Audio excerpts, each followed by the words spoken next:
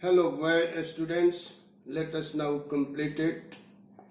Discovering that, regardless of his fame and the speculations about his fate, that is one mummy among many in Egypt. That is one mummy among many in Egypt. How many? No one knows. The Egyptian mummy project, which began an inventory in late 2003, has recorded almost 600 so far and is still counting. The next phase is scanning the mummies with a portable CT machine, computed tomography machine, donated by the National Geographic Society and Siemens. Its manufacturer, King Tut, is one of the first mummies to be scanned. In death as in life, moving regally, means wildly ahead of his countrymen. Means the mummy of Tut was the first to be scanned, and that's why in this process he was ahead, regally, royally ahead of his countrymen. A CT machine, computed tomography machine, scanned the mummy head to toe,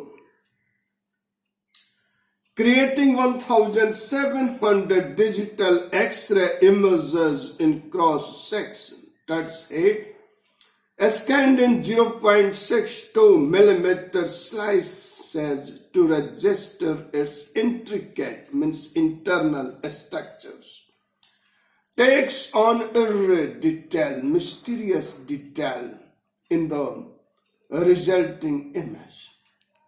With Tut's entire body similarly recorded, a team of specialists in radiology, forensics and anatomy began to probe the secrets that the winged goddesses of a gilded burial shrine protected for so long. Winged goddesses of a gilded burial shrine. Winged goddesses are the goddesses that Egyptians believed to be the protectors of the shrine of Tut, means that tomb of Tut. They belong to the heavenly things, heavenly in this sense that the spiritual things of the afterlife in the faith of those Egyptians. The night of the scan, workmen carried Tut from the tomb in his box, like pallbearers, means those who carry the coffins to the graves. They are called pallbearers. They climbed a ramp and a flight of stairs into the swirling sand outside.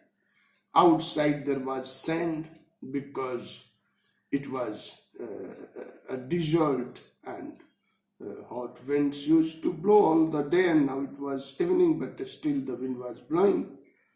It was dusk. Then rose on a hydraulic lift into the trailer that held the scanner. 20 minutes later, two men emerged, sprinting, means running fast, for an office nearby, and returned with a pair of white plastic fans. The $1 million scanner had quit, means stopped, because of sand in a cooler fan.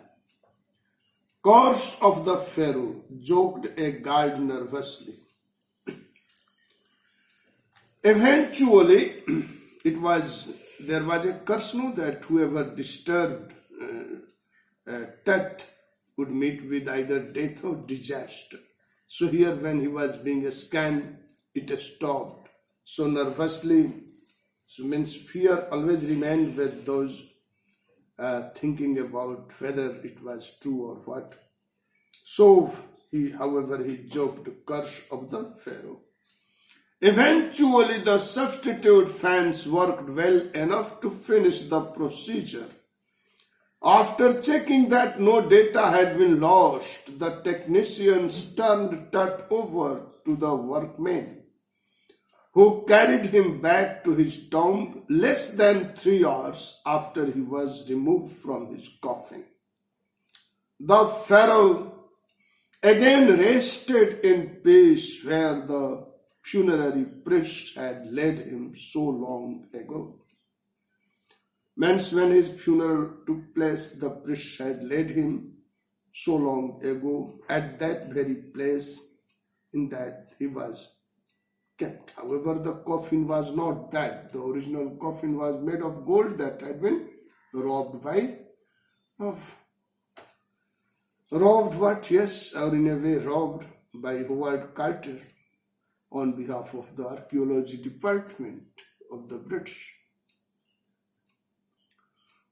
Well, now back in the trailer, a technician pulled up astonishing images of Tut on a computer screen. A grey head took shape from a scattering of pixels, and the technician spun and tilted it in every direction. This he did to see more clearly for his purpose, or for the and that whether and make it whether it was suitable for the purpose of the forensic experts, etc. Well, neck vertebra appeared as clearly as in an anatomy class. Such classes are in the bio section of the colleges, etc., or schools, etc., maybe. Other images revealed a hand, several views of rib cage, and a transection of the skull, but for now the pressure was off. Sitting back in his chair, Jahi Hawass smiled. Who was Jahi Hawass? The secretary for the antique things of Egypt. Smiled, visibly relieved that nothing had gone seriously wrong. I didn't sleep last night, not for a second, he said. You can understand how tense he was. I was so worried, but now I think I will go and sleep. By the time we left the trailer,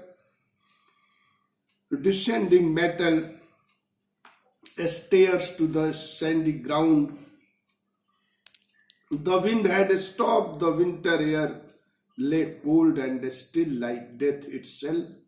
In this valley of the departed, just above the entrance to Tut's tomb, stood Orion, the constellation that the ancient Egyptians knew as the soul of Osiris, the god of the afterlife, watching over the Viking.